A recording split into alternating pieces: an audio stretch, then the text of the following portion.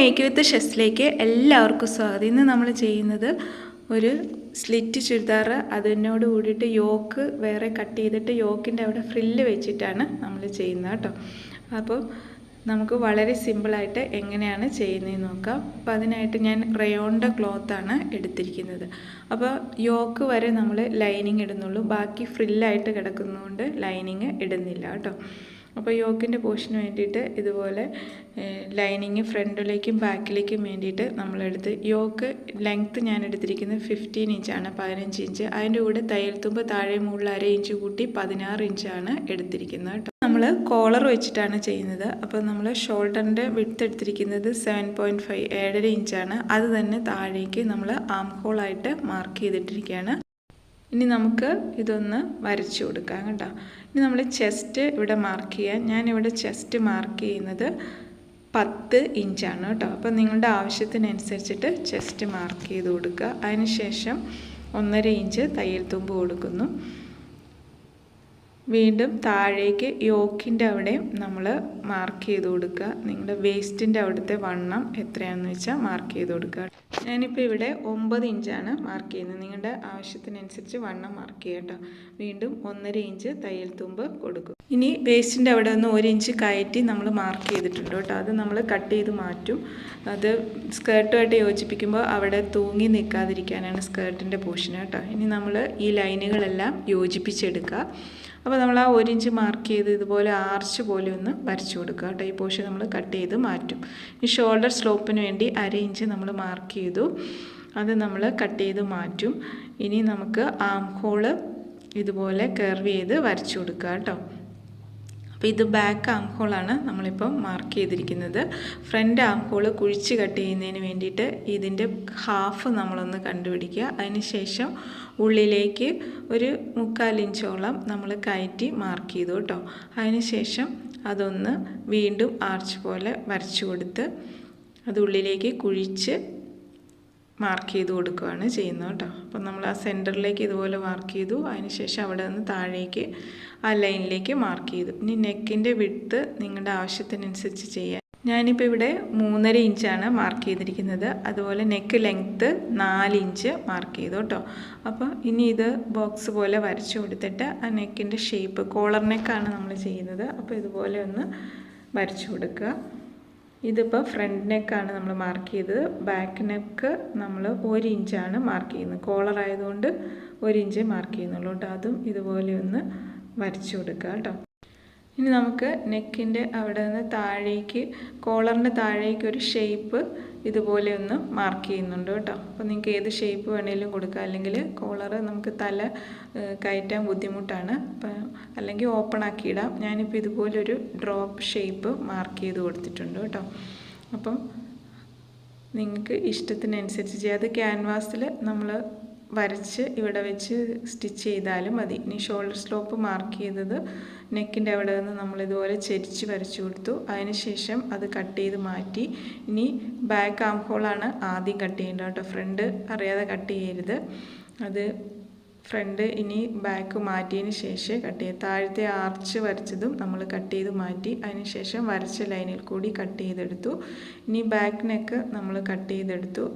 അതിന് ശേഷം ബാക്കിൻ്റെ centre collar stitch ചെയ്യാൻ എളുപ്പത്തിന് വേണ്ടിയിട്ട് ആ മാർക്കിംഗ് ഒന്ന് സെൻറ്റർ മാർക്ക് ചെയ്തു. അതിനുശേഷം എല്ലാ ക്ലോത്തും കൂടി ഒരുമിച്ച് വെച്ചിട്ട് നമ്മൾ സ്റ്റിച്ച് ചെയ്യുമ്പോൾ നല്ല തുണിയും ലൈനിങ് എല്ലാം ഒരുമിച്ച് ചെയ്യുന്നതിന് വേണ്ടി ഈ ക്ലോത്തും കൂടി ഇതുപോലെ ചെറിയ കട്ടിങ് കൊടുത്തു കേട്ടോ. അതിന് ശേഷം നമുക്ക് മറുവശത്തേക്കും കൂടി ഞാനൊന്ന് വരച്ചു കൊടുക്കുകയാണ് ആ ചെസ്റ്റ് മാർക്ക് ചെയ്തത്. ഇനി നമുക്ക് ബാക്ക് പോർഷൻ മാറ്റി വെച്ചതിന് ശേഷം ഫ്രണ്ട് ആം ഹോള് ഒന്ന് കുഴിച്ച് കട്ട് ചെയ്യണം. അപ്പോൾ നമ്മൾ ആദ്യമേ ഫ്രണ്ട് ആം ഹോള് കട്ട് ചെയ്ത് ബാക്ക് കട്ട് ചെയ്യണം കേട്ടോ.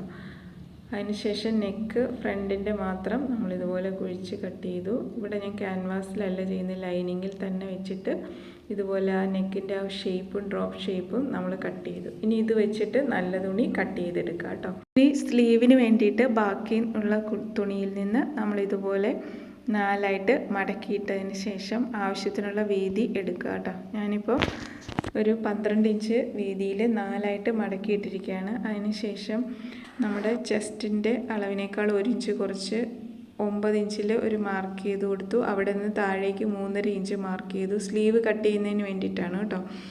അതിനുശേഷം മുകളിലെ 9 ഇഞ്ച് തന്നെ താഴേക്ക് മാർക്ക് ചെയ്തു. അതിനുശേഷം അതിൻ്റെ ഹാഫ് ഒന്ന് കണ്ടു.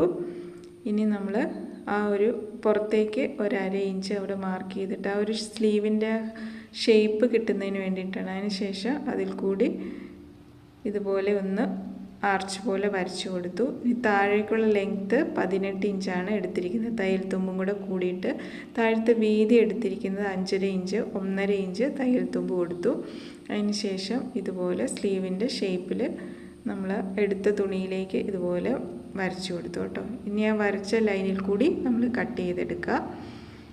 വടിയിൽ നിന്നും കട്ട് ചെയ്ത് ഇതുപോലെ മാറ്റിയെടുക്കുക. സ്ലീവിൽ നമ്മൾ ലൈനിങ് വെക്കുന്നില്ല, അല്ലാതെ തന്നെയാണ് ചെയ്യുന്നത് കേട്ടോ. അപ്പോൾ നമ്മൾ ഇതുപോലെ സ്ലീവ് കട്ട് ചെയ്തെടുത്തു.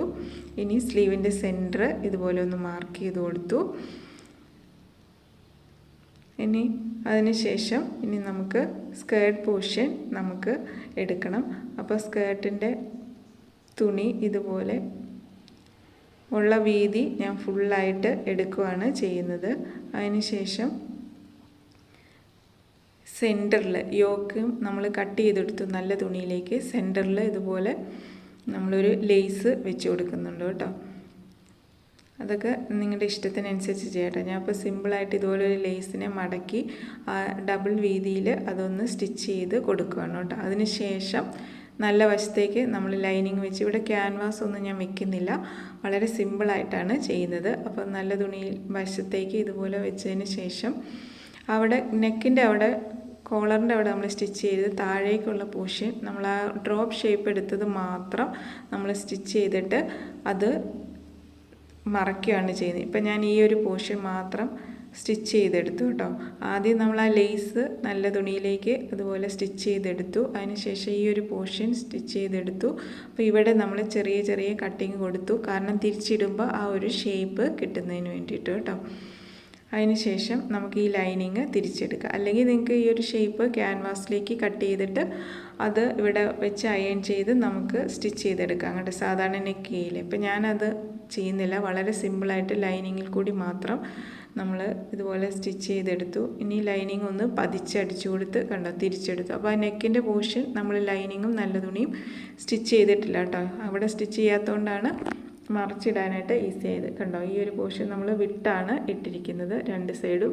നെക്കിൻ്റെ ആ ഡ്രോപ്പ് ഷേപ്പ് മാത്രം നമ്മൾ ഇതുപോലെ സ്റ്റിച്ച് ചെയ്തെടുത്തു. ഇനി നമുക്ക് ഷോൾഡർ യോജിപ്പിച്ചതിന് ശേഷം ബാക്ക് പോർഷൻ്റെ ലൈനിങ്ങും എല്ലാം വെച്ച് നല്ല വശങ്ങൾ ഒരുപോലെ വെച്ചിട്ട് ഷോൾഡർ യോജിപ്പിച്ചെടുക്കുക. അതിനുശേഷം അടിയിലേക്ക് നമുക്ക് സ്കേർട്ടിൻ്റെ പോർഷൻ യോജിപ്പിച്ച് എടുക്കേണ്ടതുണ്ട് കേട്ടോ. അപ്പോൾ നമ്മളിത് നെക്ക് സ്റ്റിച്ച് ചെയ്തെടുത്തു. ഞാൻ കോളറും സ്റ്റിച്ച് ചെയ്തെടുത്തു. കോളർ സ്റ്റിച്ച് ചെയ്യുന്ന ഇവിടെ കാണിച്ചിട്ടില്ല, നമ്മൾ പല വീഡിയോ ചെയ്തിട്ടുണ്ട്. അതിൻ്റെ ലിങ്ക് ഡിസ്ക്രിപ്ഷൻ ബോക്സിൽ ഇട്ടേക്ക്, ആവശ്യമുള്ളവരൊന്ന് കണ്ടു നോക്കണേ. കണ്ടോ വളരെ നീറ്റായിട്ട് നമുക്കിപ്പോൾ നെക്ക് കിട്ടിയിട്ടുണ്ട് സ്റ്റിച്ച് ചെയ്തിട്ട്.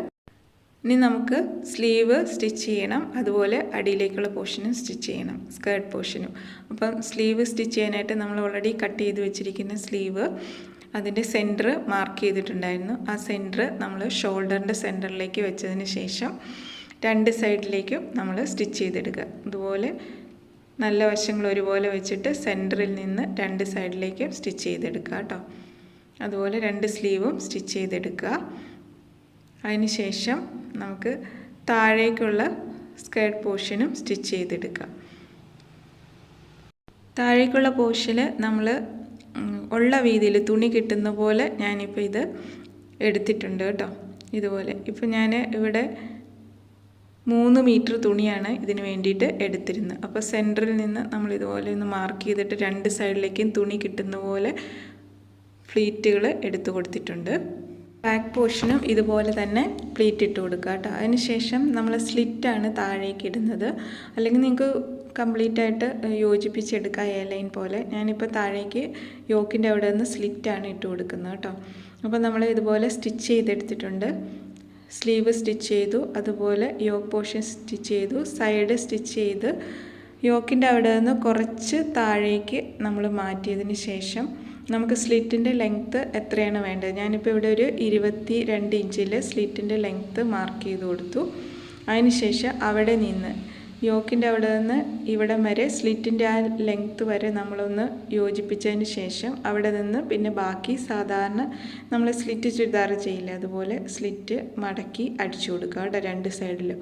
നിങ്ങൾക്ക് ഇനി താഴെ വരെ അത് ഫുള്ള് റൗണ്ടായിട്ട് കിടക്കണം എന്നുണ്ടെങ്കിൽ അങ്ങനെ യോജിപ്പിച്ചെടുക്കുകയും ചെയ്യാം. അപ്പോൾ ഞാൻ ആ സ്ലിറ്റിൻ്റെ സൈഡിൽ കൂടി നമ്മുടെ ഈ ലേസ് വീണ്ടും വെച്ച് കൊടുക്കുന്നുണ്ട്. അത് നമ്മുടെ ഇഷ്ടത്തിനനുസരിച്ച് ആവശ്യമുള്ളവർ ചെയ്താൽ മതി കേട്ടോ. അപ്പോൾ ഞാനിത് 2 സൈഡിലും സ്ലിറ്റിൻ്റെ സൈഡിൽ കൂടി ആ ലേസ് അടിവരെ വെച്ച് കൊടുത്തു. അപ്പോൾ നമ്മൾ സ്റ്റിച്ച് ചെയ്തെടുത്തു പൂർണ്ണമായിട്ടും.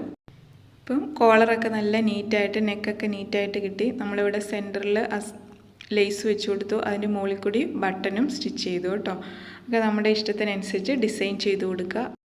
കണ്ടോ യോക്കിൻ്റെ അവിടെ നമ്മൾ പ്ലീറ്റ് ഇട്ട് കൊടുത്തു. അതിന് ശേഷം താഴേക്ക് സ്ലിറ്റിൻ്റെ ലെങ്ത്തിൻ്റെ അവിടെ നിന്ന് കണ്ടോ അവിടം വരെ നമ്മൾ എടുത്തതിന് ശേഷം താഴേക്ക് സ്ലിറ്റ് ഇട്ട് കൊടുത്തു. അതിൻ്റെ സൈഡിൽ കൂടി നമ്മൾ ലേസ് വെച്ച് കൊടുത്തു 2 സൈഡിൽ. അപ്പോൾ ഈ ഒരു രീതിയിലാണ് നമുക്ക് സ്റ്റിച്ച് ചെയ്ത് കിട്ടുന്നത് കേട്ടോ. അപ്പോൾ ഇപ്പോഴത്തെ ഒരു ട്രെൻഡ് പോലെ നമുക്ക് തന്നെ സ്റ്റിച്ച് ചെയ്തെടുക്കാം. ഏത് മോഡലാണെങ്കിലും നമുക്ക് വളരെ സിമ്പിളായിട്ട് സ്റ്റിച്ച് ചെയ്യാവുന്നതേ ഉള്ളൂ. ഇപ്പോൾ ഇത് റയോണിൻ്റെ ക്ലോത്തിലാണ് നമ്മൾ ചെയ്തിരിക്കുന്നത്. അപ്പോൾ അടിയിലേക്ക് നമ്മൾ ലൈനിങ് വെച്ച് കൊടുത്തിട്ടില്ല. ബാക്ക് സൈഡ് ഇങ്ങനെയാണ് ഇരിക്കുന്നത്. വളരെ സിമ്പിളായിട്ട് റെഡിമെയ്ഡ് പോലെ തന്നെ നമുക്കും സ്റ്റിച്ച് ചെയ്തെടുക്കാവുന്നതേ ഉള്ളൂ. അപ്പം എല്ലാവർക്കും ഇഷ്ടമായെങ്കിൽ സബ്സ്ക്രൈബ് ചെയ്ത് സപ്പോർട്ട് ചെയ്യാൻ മറക്കരുത് കേട്ടോ. അതുപോലെ ഉപകാരപ്രദമാകണേ മറ്റുള്ളവർക്ക് കൂടി ഷെയർ ചെയ്ത് കൊടുക്കണേ. ഇതുപോലുള്ള വീഡിയോസുമായി ഇനി നമുക്ക് കാണാം. Thank you.